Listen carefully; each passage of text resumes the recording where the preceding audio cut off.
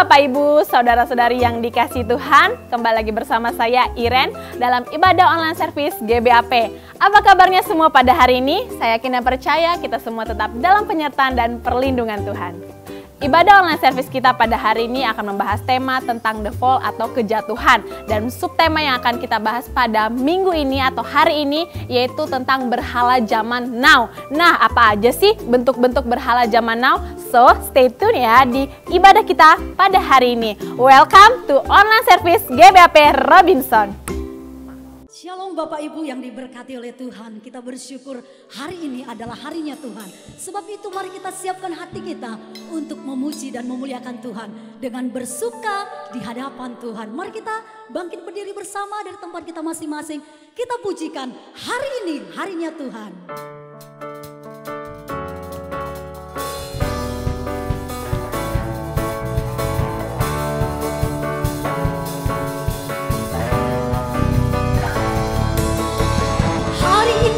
Harinya Tuhan, mari kita bersukaria.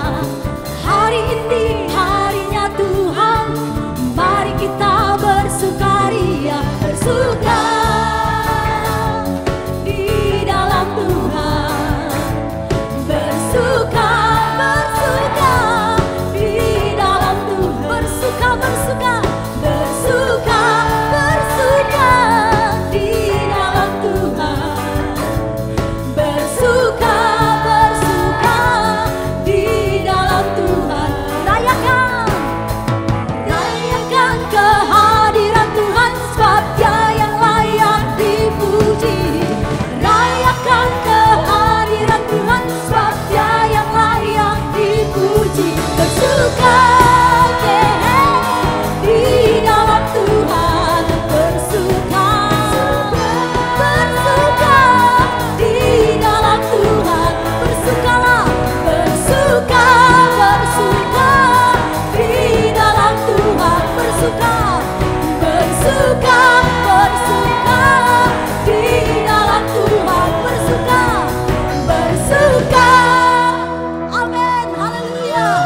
Kita percaya sukacita surgawi telah turun atas setiap kita.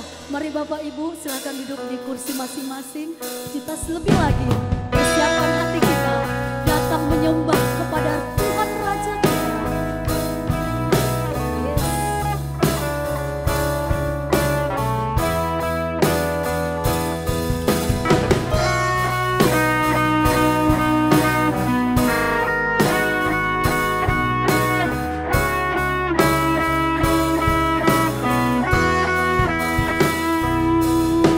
Sungguh besar setiamu,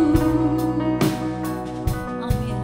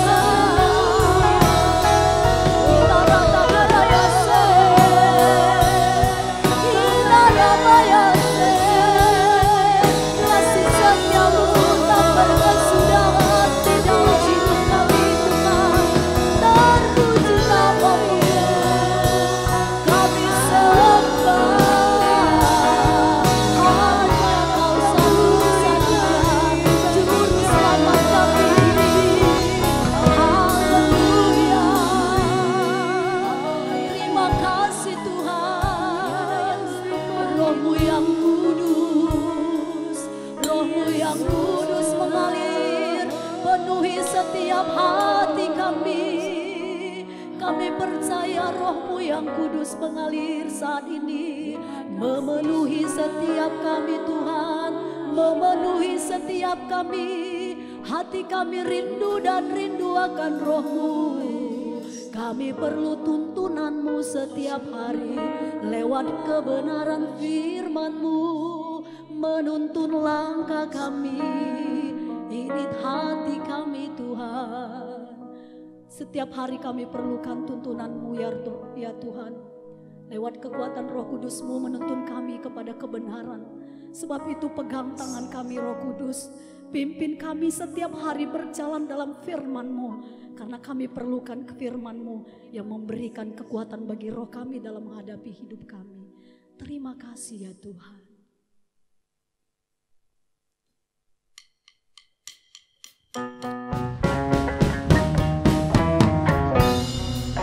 Peganglah tanganku Roh Kudus, setiap hari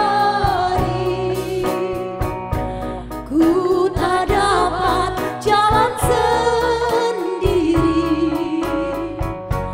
tanpa Roh-Mu. Bawalah diriku kepada jalan kebenaran, agar ku tidak tersesat, mengikuti jalan-Mu. Kudus, kudus Tuhan, kudus, kudus Tuhan, kudus nama-Mu.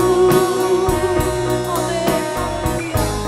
Ku beri syukur dalam simfoni indah. Ajaib-ajaib Tuhan, ajaib-ajaib Tuhan, ajaib nama-Mu.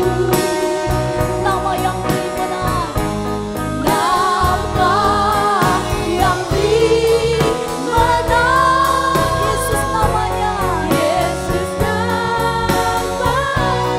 Kudus, kudus, oh, kudus, kudus Tuhan, kudus nama-Mu. Kami beri syukur dalam simfoni indah. Ajaib-ajaib Tuhan, ajaib-ajaib Tuhan, ajaib nama-Mu. Nama yang memberi menang, nama yang dimenang. Yesus namanya, Yesus namanya. Nama yang dimenang, nama yang dimenang. Yesus namanya.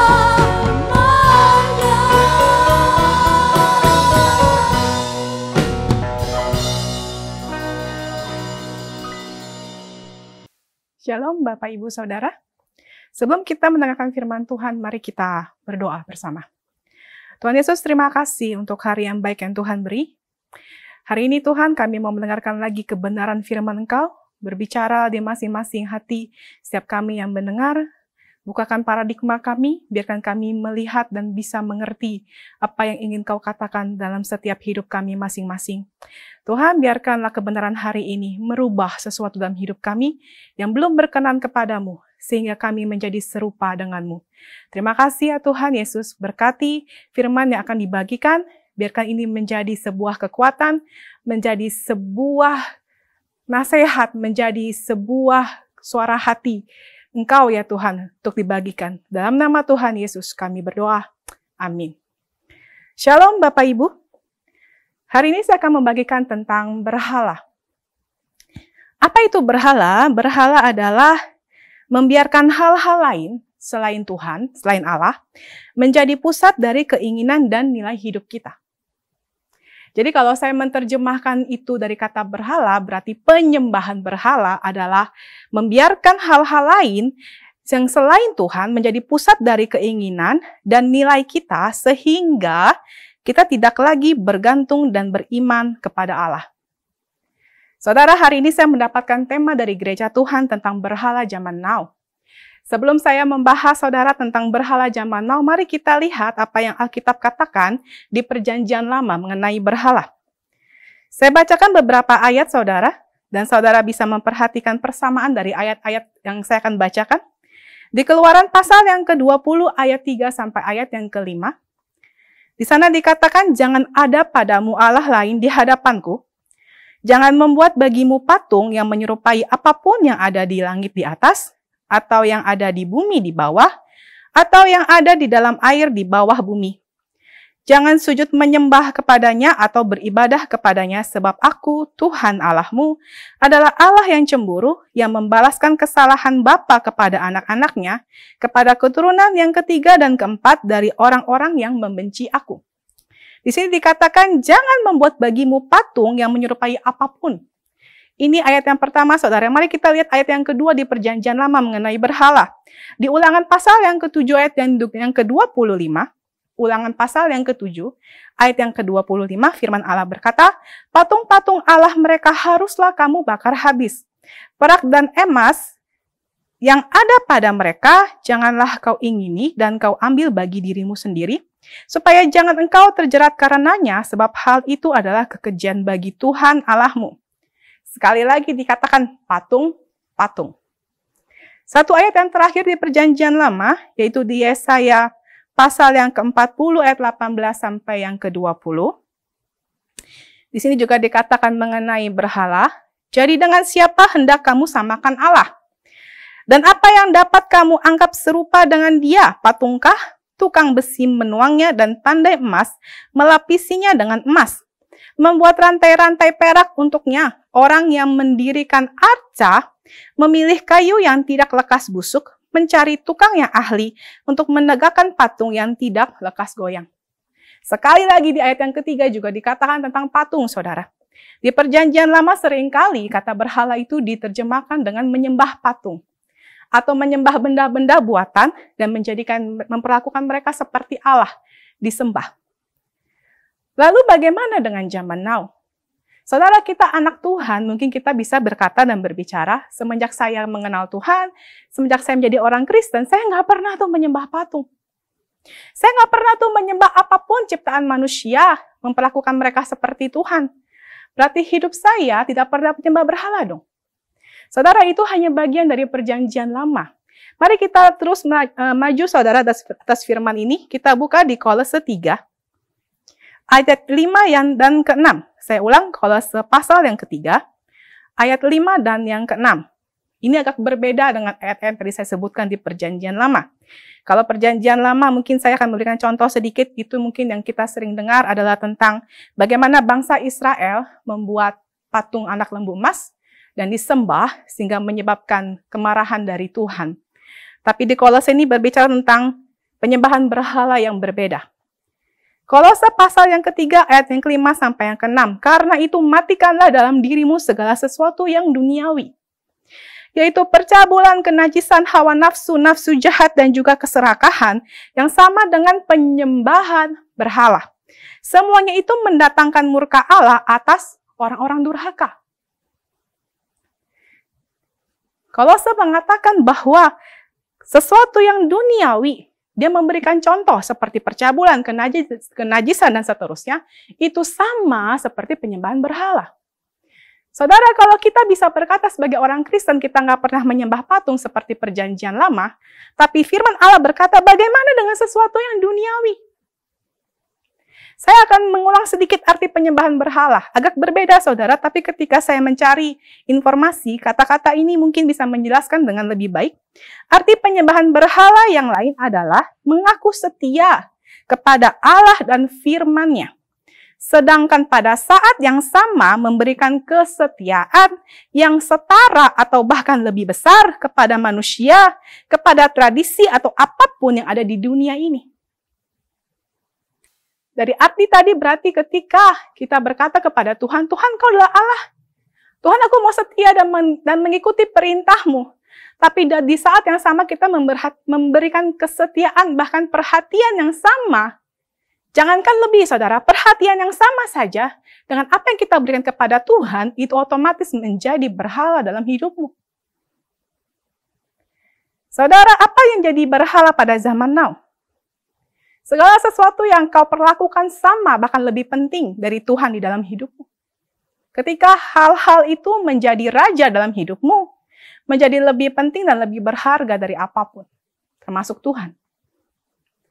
Saudara, saya percaya bukannya Tuhan tidak mengizinkan kita mengerjakan hal-hal duniawi. Kita masih hidup, kita memiliki tubuh yang berasal dari duniawi, dari tanah, dari debu, saudara. Bukan berarti kita lalu harus naik ke atas gunung, lalu kita sembunyi di dalam gua, dan kita menghindar dari segala hal duniawi. Kita nggak ngerti apa-apa soal apa yang terjadi di dunia. Kita mungkin makan untuk menanam, nggak pakai uang. Atau kita mungkin nggak mengerti apa itu pekerjaan sekuler. Kita nggak mengerti apa itu teknologi. Kita mau menghindar dari hal-hal duniawi, nggak seperti itu. Allah memperhatikan kehidupan dunia kita. Allah menyuruh kita bekerja. Saya kasih contoh. Pekerjaan misalnya. Allah menyuruh kita bekerja. Di firman-Nya ada yang mengatakan bahwa orang yang tidak bekerja, tidak usah makan. Nggak ada yang salah dengan kita rajin bekerja, lalu menghasilkan uang, lalu dari situ menghasilkan kesuksesan, karena saya percaya Allah kita Allah yang murah hati. Dia memberkati. Dia mau hidup kita berkelimpahan. Tapi ketika sebuah pekerjaan, sebuah kesuksesan, sebuah kekayaan, sebuah pangkat mungkin menggantikan kebenaran Allah dalam hidup kita, misalnya kita tahu bahwa cara-cara itu tidak benar, tapi karena kita melihat bagaimana orang-orang dunia melakukan cara seperti itu, lalu kita berpikir kalau misalnya kita nggak meniru mereka, kita akan ketinggalan zaman. Lalu kita menggantikan kebenaran Tuhan supaya kita bisa sukses. Saudara, ketika itu jugalah karir, kekayaan, kekuasaan itu menjadi berhala dalam hidupmu. Saya berikan contoh lagi misalnya hobi, hal duniawi yang lain. Saudara, banyak zaman sekarang, apalagi kita banyak yang WFH, work from home. Kalau enggak mungkin anak-anak sekolah remaja, itu sekolah dari rumah, saudara. Banyak kemungkinan kita mengerjakan hobi kita. Ada yang mungkin demen nonton, dengar musik, membaca, ada yang hobi main game, dan hal-hal yang lain. Saudara, bukannya Tuhan tidak mengizinkan kita memiliki hobi. Kita ditebus menjadi orang merdeka. Saudara, bebas. Dia mau kita menikmati atas penciptaannya di dunia ini. Tapi ketika hobimu menyita waktu, kau merasa itu lebih penting, kau merasa itu lebih berharga dari pekerjaan Tuhan, itu menjadi berhala dalam hidupmu. Saya juga tahu, saudara, masa-masa saya liburan, saya rekam ini seminggu. Sebelumnya itu libur, saudara. Saya menikmati liburan. Saya juga tahu saya lagi heboh nonton film misalnya. Waktu kita dengar firman mungkin setengah jam, kok lama ya. Lalu saya nonton film satu seri itu 1,5 jam. Lalu saya nonton, seru. Tanggung, seri kedua, tanggung, seri ketiga. Pada akhirnya saya nggak sadar selama seharian penuh. Saya habiskan hanya untuk menonton. Tidak baca firman, lupa baca firman, lupa berdoa, dan lain-lain. Kalaupun ingat kita berpikir, aduh tanggung Tuhan. Saya lagi libur, ya udahlah baca firmannya juga libur.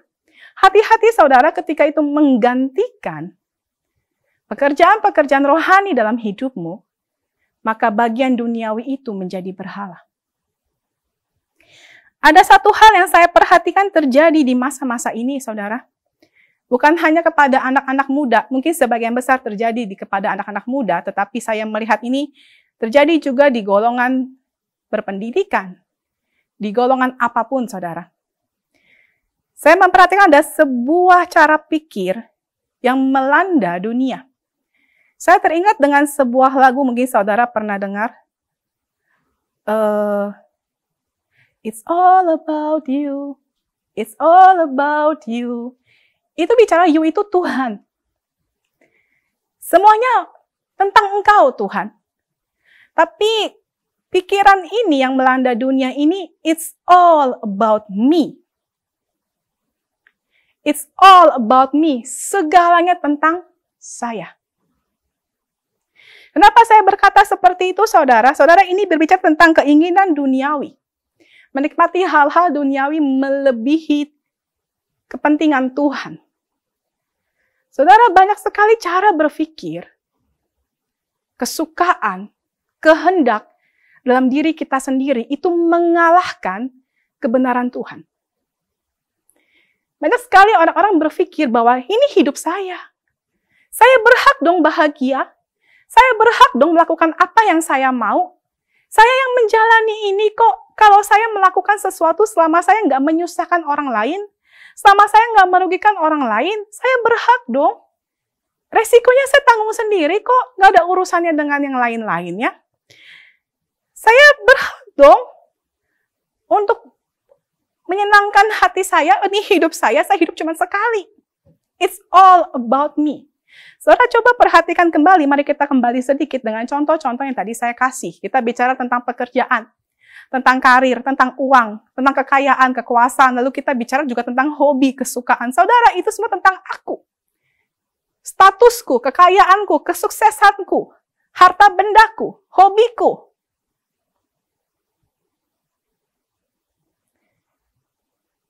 Ini melanda saudara dunia, semuanya tentang aku. Kenapa tentang aku itu nggak boleh, saudara? Saya percaya Tuhan mengasihi kita, bukan berarti kita harus tidak boleh menyenangkan hidup kita, bukan. Saya bertemu dengan seseorang anak Tuhan, saudara. Saya tidak berbicara tentang orang-orang dunia. Orang-orang dunia tentu saja memakai paham dunia.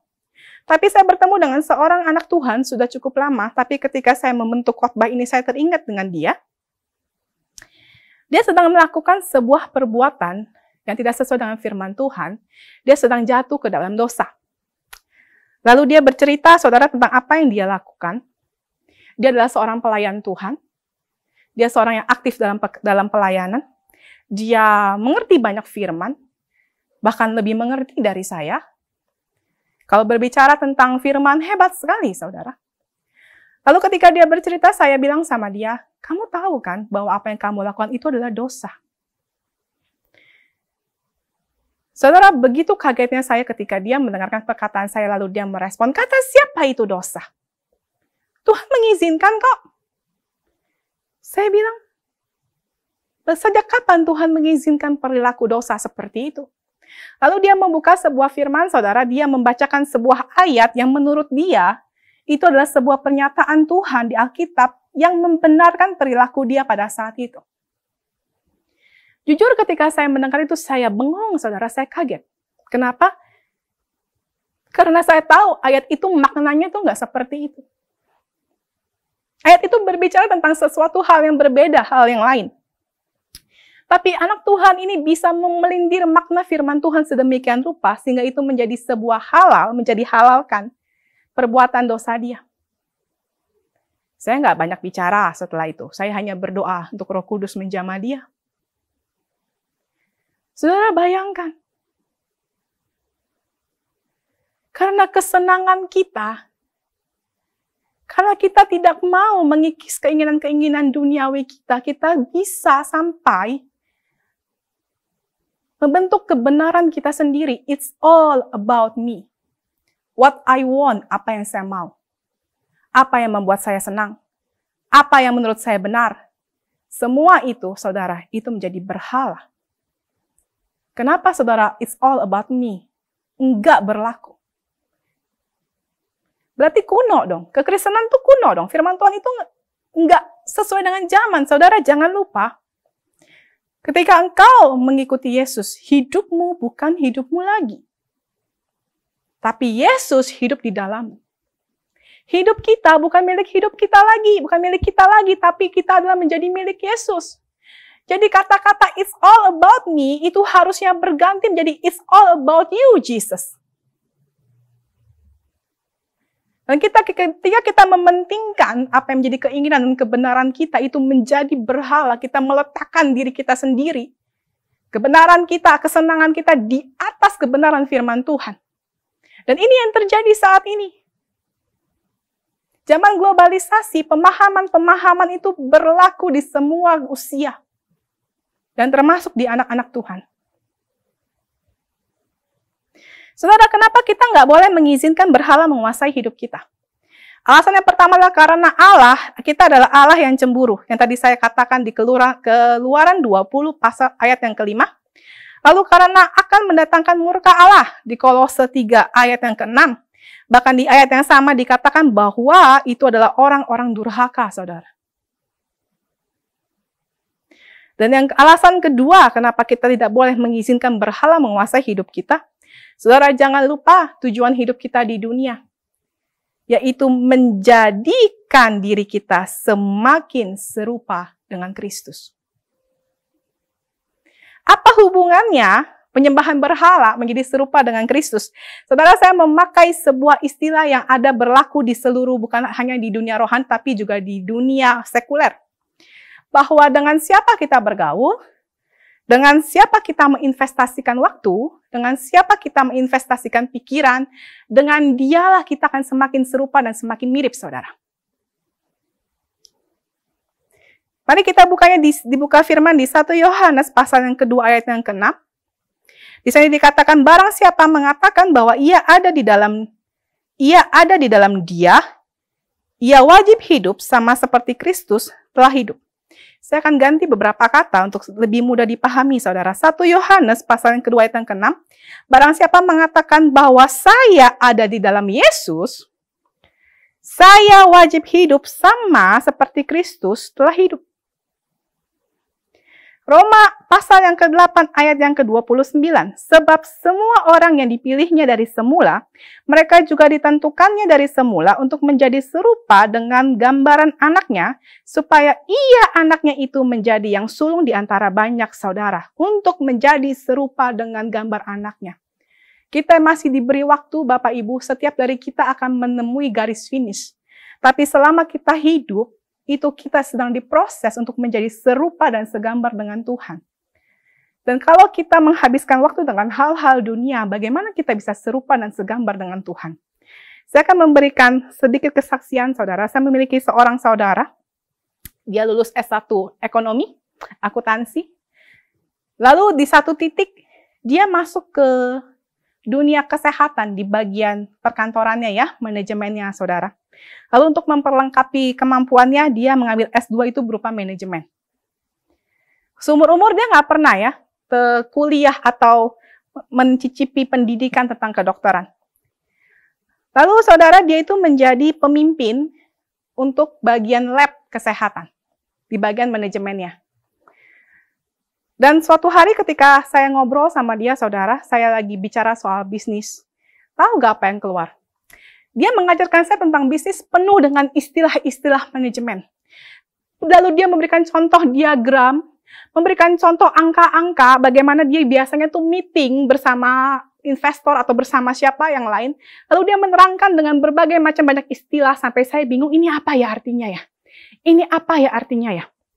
Lalu hal kedua yang membuat saya terpesona adalah, di satu titik ada keluarga kami yang sedang sakit, dan dia membantu untuk mengkomunikasikan dengan dokter.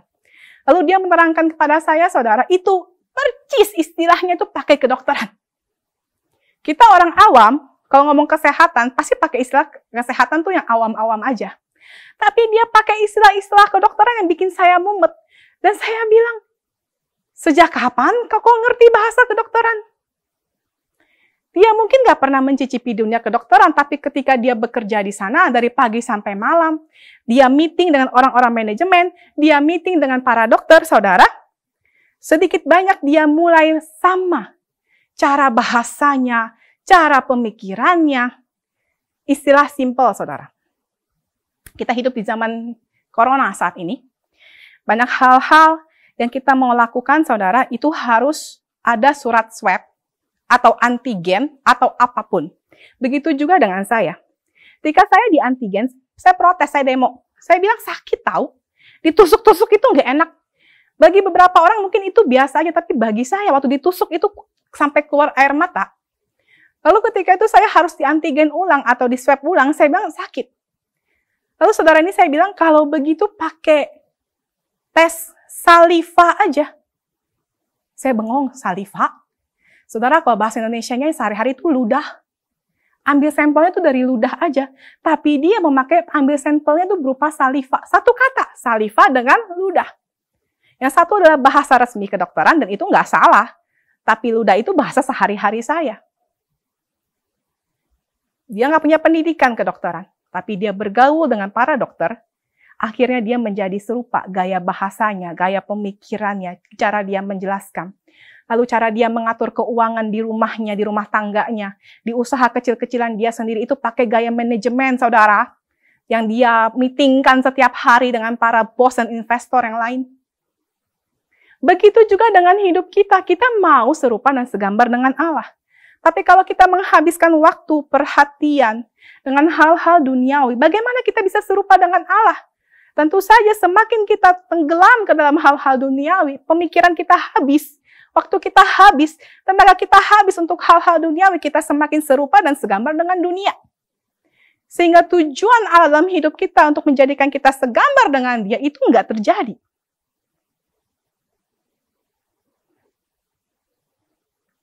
Lalu bagaimana apa yang harus kita lakukan, saudara? Kolose pasal yang ketiga ayat 1 yang sampai ke 4. Karena itu kalau kamu dibangkitkan bersama dengan Kristus, carilah perkara yang di atas. Di mana Kristus ada duduk di sebelah kanan Allah. Pikirkanlah perkara yang di atas, bukan yang di bumi. Sebab kamu telah mati dan hidupmu tersembunyi bersama dengan Kristus di dalam Allah. Apabila Kristus yang adalah hidup kita menyatakan diri kelak, kamu pun akan menyatakan diri bersama dengan Dia dalam kemuliaan. Firman Allah berkata, pikirkanlah perkara yang di atas, bukan yang di bumi. Karena semua yang di bumi itu akan sementara. Tapi rumah kita yang kekal adalah yang di surga, yang di atas. Dan pikirkanlah itu semua.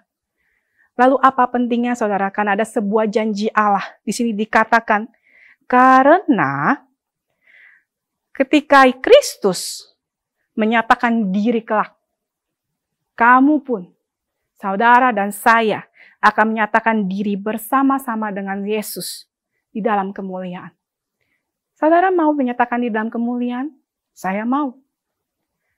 Saya berdoa, Tuhan saya mau. Ketika Yesus datang nanti, saya mau dinyatakan dalam kemuliaan. Tapi bagaimana ya? Susah loh. Saudara, jangan lupa bahwa hidupmu bukanlah dirimu lagi, tetapi Kristus dalam kamu. Dalam saudara, dalam saya. Ada Roh Kudus dalam kita, saudara, selama kita mengizinkan Tuhan, mengizinkan Roh Kudus untuk menuntun, membimbing, memimpin, mengajar kita. Saya percaya selangkah demi selangkah di dalam hidup kita, Dia akan membawa kita selangkah demi selangkah juga semakin serupa dengan Kristus. Apakah itu hal yang mudah? Itu nggak mudah. Karena memotong keinginan duniawi itu seperti memotong dagingmu sendiri. Saudara, saya pernah kenal Carter, sedikit. Waduh, sakitnya, perihnya. Padahal darah yang netes cuma sedikit. Apalagi seperti memotong dirimu sendiri. Tapi saya percaya Roh Kudus akan memampukan saudara dan saya untuk menjadi semakin hari dalam kasih karunia Tuhan, dimampukan semakin serupa dengan Kristus. Dan pada akhirnya janji firman Allah dalam hidup kita akan menyatakan diri bersama-sama dengan Yesus dalam kemuliaan itu terjadi dan tergenapi. Seperti apa yang firman Allah katakan. Mari kita berdoa. Tuhan, terima kasih atas kebenaran firman-Mu.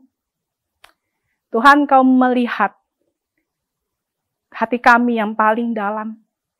Tuhan, selidiki kami, apakah kami sungguh-sungguh mengasihi-Mu, meletakkan Engkau sebagai Raja, meletakkan Engkau sebagai pemilik atas hidup kami, atau ada hal-hal lain Tuhan yang tidak berkenan kepadamu. Tuhan, tolong setiap dari kami, untuk kami bisa berjalan dalam hidup ini dalam kasih karunia Tuhan menjadi serupa dan segambar dengan Engkau ya Yesus. Tuhan, Roh Kudus, kami percaya kuasa-Mu memampukan, kuasa-Mu menyadarkan, kuasa-Mu memberikan kebenaran, mengubah hal-hal yang tadinya bersifat duniawi. Tuhan, Kau mengubahkan itu dan membalikkannya menjadi hal-hal yang kekal dan rohani, yang searah dengan firman Allah.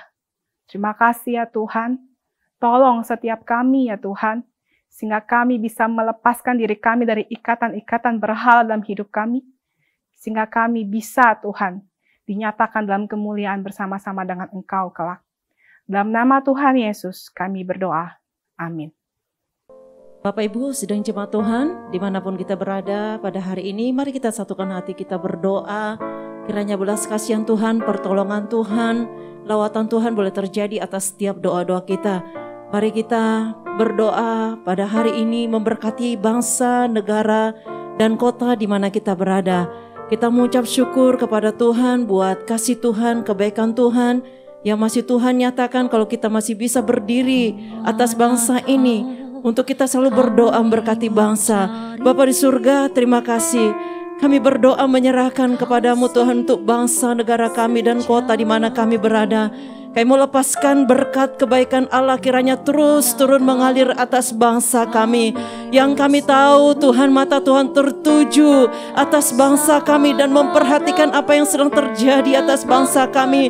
Kami mau belajar bersyukur Tuhan buat apa yang terjadi atas bangsa kami, supaya kami setiap orang-orang percaya boleh peduli menyerahkan bangsa ini dalam tangan pengasihan Tuhan. Dalam nama Tuhan Yesus Kristus, ada banyak ya Tuhan masalah-masalah yang terjadi di bangsa ini ya Tuhan. Kami percaya Tuhan itu semua mendatangkan kebaikan, supaya setiap mereka yang belum percaya kepada Tuhan, mereka boleh percaya dan mengenal Engkau secara pribadi dalam nama Yesus. Setiap bencana alam, bahkan juga Tuhan COVID yang sampai hari ini belum terselesaikan, Tuhan memberkati para pemimpin kami di dalam menangani masalah ini dalam nama Tuhan Yesus Kristus. Terima kasih Bapa. Kami berkati Indonesia dari Sabang sampai Merauke dalam nama Yesus.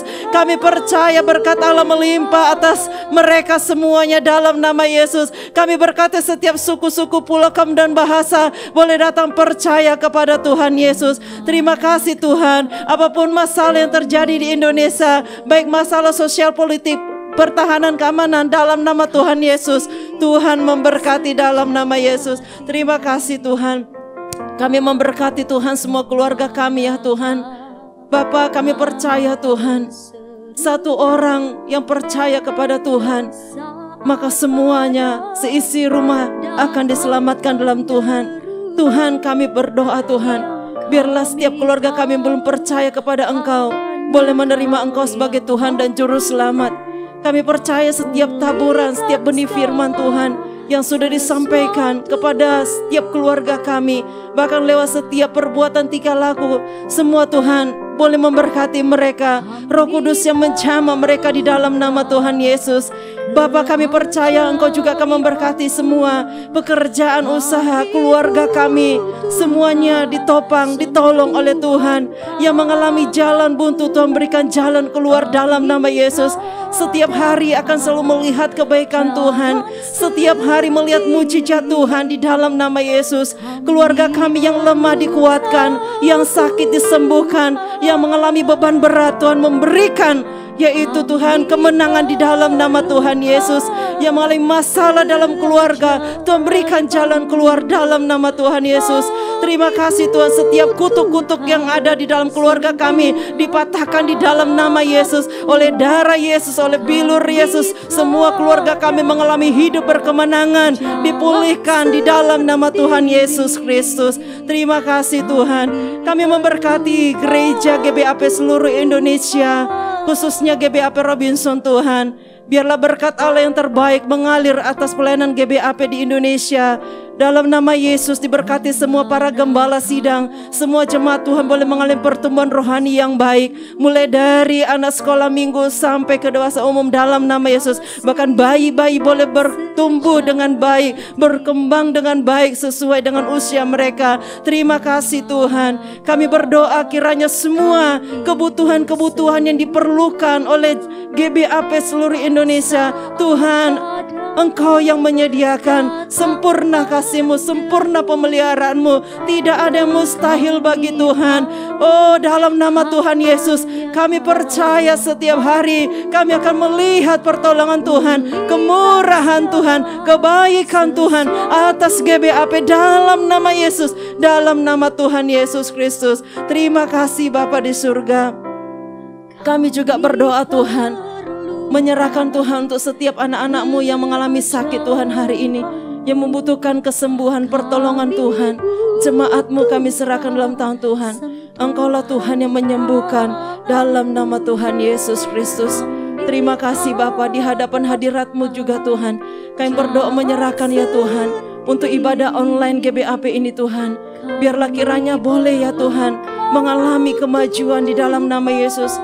Kami berdoa untuk semua jemaat Tuhan, keluarga-keluarga boleh turut ya Tuhan untuk mengikuti ibadah online dalam nama Tuhan Yesus Kristus. Diberkati semua hamba-hamba Tuhan yang Tuhan sudah percayakan, boleh mempersiapkan diri ya Tuhan untuk pelayanan ibadah online ini. Bahkan tempat di mana kami untuk mengadakan ibadah online, Tuhan berkati dalam nama Tuhan Yesus. Terima kasih Tuhan, terpujilah nama-Mu Bapa di surga. Kami juga mengucap syukur buat setiap saudara-saudara seman kami yang berulang tahun di bulan Mei ini Tuhan. Kami percaya dengan pertambahan umur yang Kau berikan bagi mereka, maka Tuhan masih ada rencana Tuhan, kebaikan-kebaikan Tuhan, kehendak Tuhan yang akan Tuhan kerjakan dalam hidup setiap mereka. Kami berdoa biarlah kasih sayang Tuhan, kebaikan Tuhan, penyertaan Tuhan, kemurahan Tuhan, jawaban-jawaban doa dari Tuhan boleh nyata atas setiap jemaat-Mu, hamba-hamba-Mu yang berulang tahun di bulan Mei ini ya Tuhan. Terima kasih Tuhan. Kami bersyukur kepadamu Bapa di surga untuk hari ini. Apapun masalah pergumulan kami ya Tuhan, masih banyak yang mau kami sampaikan kepada Tuhan. Jauh lebih dari itu Tuhan, kami percaya Engkau Tuhan perhatian kepada kami, Kau menjawab doa kami. Ajar kami untuk tidak jemu-jemu, untuk berdoa berharap kepada Tuhan, apapun itu Tuhan, dalam nama Tuhan Yesus. Terima kasih Bapa, segala pujian kemuliaan hanya bagi Tuhan. Dalam nama Yesus, haleluya, amin. Nah, udah denger dong ya pastinya teman-teman apa itu berhala zaman now. Gimana semuanya? Semuanya pasti diberkati dengan luar biasa pada kebenaran firman hari ini. Saya yakin dan percaya semuanya kita boleh bersama-sama belajar dan mari kita terapkan dalam kehidupan kita sehari-hari. Bagi Bapak Ibu, saudara-saudari yang ingin memberikan persembahan boleh langsung scan QR Code berikut ini atau melalui transfer rekening berikut ini.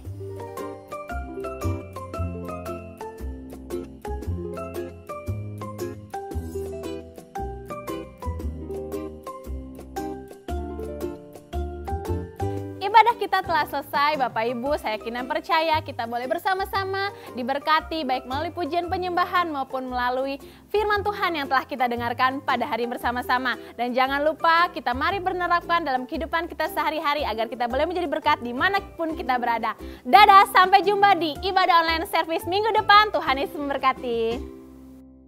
Kita sudah sampai di penghujung daripada ibadah ini dan mari kita sebelum kita meninggalkan tempat masing-masing, kita akan menerima berkat dari Tuhan. Buka hati, tadakan tangan kita ke atas kepada Bapa di surga untuk menerima berkat dan kasih karunia-Nya. Kiranya Tuhan menjawab engkau pada waktu kesesakan. Kiranya nama Allah Yakub membentengi engkau. Kiranya dikirimkannya bantuan kepadamu dari tempat kudus dan disokongnya engkau dari Sion. Kiranya diingatnya segala korban persembahanmu dan disukainya korban bakaranmu. Kiranya diberkatinya, diberikannya kepadamu apa yang kau kehendaki dan dijadikannya berhasil apa yang kau rancangkan. Tuhan memberkati engkau dan melindungi engkau. Tuhan menyinari engkau dengan wajah-Nya dan memberi engkau kasih karunia. Tuhan menghadapkan wajahnya kepadamu dan memberi engkau damai sejahtera. Damai dari Allah Bapa, cinta kasih dari Tuhan Yesus, dan persekutuan dengan Roh-Nya yang kudus menyertai kita semua dari sekarang sampai Maranatha, Yesus Kristus datang kembali yang kedua kali. Dan semua kita katakan amin. Sampai jumpa pula untuk pertemuan-pertemuan ibadah yang akan datang. Haleluya. Tuhan Yesus memberkati.